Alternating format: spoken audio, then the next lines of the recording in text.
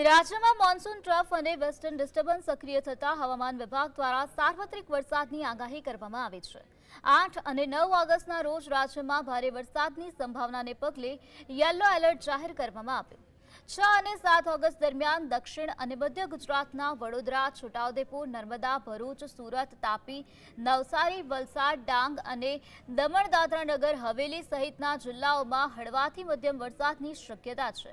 જ્યારે 8 ઓગસ્ટે સાબરકાંઠા અને અરવલ્લી તથા 9 ઓગસ્ટે બનાસકાંઠા, સાબરકાંઠા અને અરવલ્લીમાં ભારે વરસાદની આગાહી સાથે યલો એલર્ટ આપવામાં આવ્યું। આગામી દિવસોમાં ખરાબ હવામાન અને પવનની ગતિને ધ્યાનમાં રાખીને માછીમારોને દરિયો ન ખેડવા માટે ખાસ સૂચના આપવામાં આવી છે।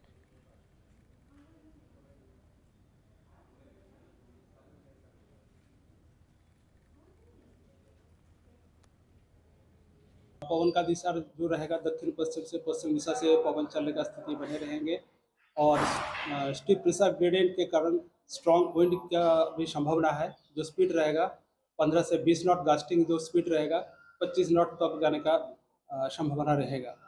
फिशरमैन भाई के लिए दोनों क्षेत्रों के लिए उत्तर गुजरात और दक्षिण गुजरात के जो तटीय क्षेत्र है इसके लिए आज वार्निंग दिया गया है। इसमें जो स्ट्रॉन्ग विंड रहेगा स्पीड 30 से 40 किलोमीटर प्रति घंटा, गास्टिंग जो स्पीड रहेगा 50 किलोमीटर प्रति घंटा रहने का संभावना रहेगी।